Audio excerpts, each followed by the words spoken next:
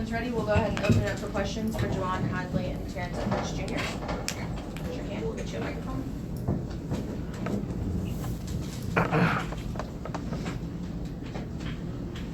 Terrence, was there anything special that kind of allowed you to have the night offensively? Was it your previous experience against Duke? Did you kind of know where your opportunities were going to come shooting wise? Nah, it's just staying the course. You know what I'm saying? Like, you go through ups and downs in this game, and you got to stay positive and be within the team when changes are made. So that's just what that came from. Just consistently putting in the work. You're gonna have bad games. You're gonna have good games. You can't get too high. You gotta try to stay in the middle. So yeah, that's what that came from. Nothing in the previous experience when I played them last year in a tournament. Hey guys, in the back. Obviously, you got about a 7-man rotation right now. A game like that gets really intense. Do you feel that the legs just kind of give out a little bit in the second half, or what do you attribute that to, and about the last half of the game? I mean, at the end of the day, we really can't make excuses. That's a big part that, we hang our hats on, just not making excuses. Guys go down.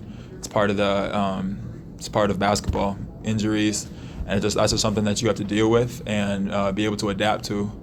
And we're still trying to figure it out. And again, we can't make no excuses, but we do this thing where we have to win each war. It's each minutes and segments.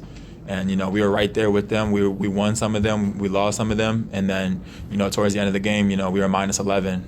And that kind of broke the game open right there. So, yeah. Terrence, when you hit the three in the first half that gave you the 14-point lead, and the place kind of exploded. I mean, you guys run into fans all over town, but they've been waiting for something like that.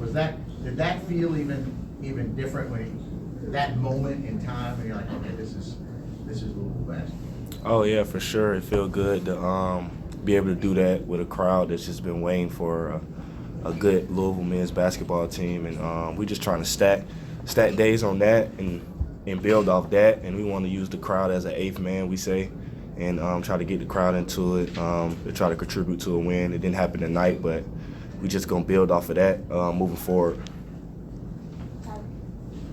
Yeah, but you guys have shown the ability to kind of cut to the basket and slash at good pace. How much more important is that now, especially when the free ball might not be falling like it was in the first couple of games? It was going in the first half of the night, the second half looked like it went more the rack. Yeah, I would kind of just say that's just a little bit, reading the defense. But, when we get in there, we have to be more sound than we have been, these last couple games. Myself personally, just getting in there and just realizing that, they're going to rake at the ball, reach, pull your arm, just do all types of things. And you have to be strong. And, I feel like myself, personally, I haven't been the best at that, taking care of the ball and, our team as a whole. And that's something that we really need to just lock in on and work on because, we can't beat a top-ranked team like that when we're turning the ball over as much as we did tonight for sure.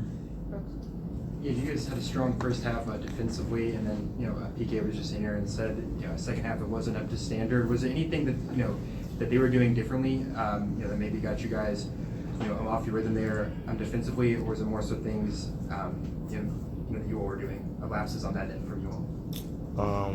For sure, us. Our coaches prepare us well for these moments, and like Javon said, like that war we lost was minus 11, and we felt like we won pretty much every war before that, or either tied it. So yeah, it just really staying sound and fighting through fatigue.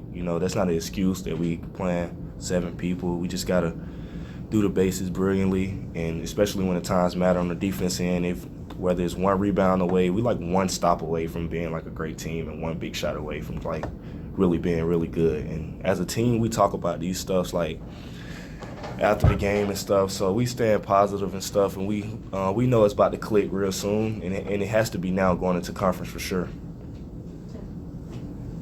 When Coach was in here, he talked about running more set plays, I guess as a means of extending the time that you're on the floor with the amount of people that you have in your rotation. Has that changed the way you approach the game in terms of wanting to run maybe and knowing that with 7 guys or 7-man rotation, you can't do that as much. Oh, not really. I mean, like Coach always says, the standard is the standard. If we, get a rebound, they miss, and we grab the rebound, we're looking to get in the transition for sure. And we're just following what the coaches say. If they call the play, we're gonna try to execute it to our best abilities. But at the same time, like I said, if we get a rebound, we're looking to run in transition because that's we have a lot of people that is a strength of theirs.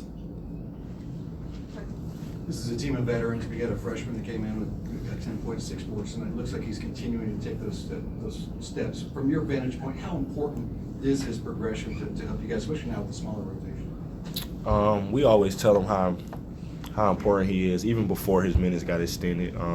We practice with him every day. We know he's a good player, and he wants it. That's the difference between him and a lot of freshmen. He really wants to, be out there and guard like the best player or just guard people, period. So he had the right mindset going into every practice. Even if the team is not really going hard in practice, he's the one person that is giving his all. And he deserves everything he did tonight and more. And I feel like moving forward, he's going to be much, much better as the games go. And kind of going off that, how much of it is confidence with the talented freshman like that? Just sticks to play and continue to go with that effort. Is that the biggest thing for Kanai, in your all's opinion, when you watch it? Yeah, I would say so. I mean, no matter what age you're at, to be completely honest with you, confidence is the X factor. You go through highs and lows, like Terrence said earlier, where your confidence is super high and, every shot's going in and everything's good. And you go through lows when you're not making a lot of stuff. So, we talked to Kanai, and Kanai already understands, coming from, IMG, being at, prestige level. He understands that, confidence, he just has to go out there, be himself, just like he does every day in practice. We just had to, be those veterans to him, but, he is, no discredit to him. He's handled it like a senior. Anything else for these two? All right, thank you. Appreciate you guys. Thank you all. Thank you.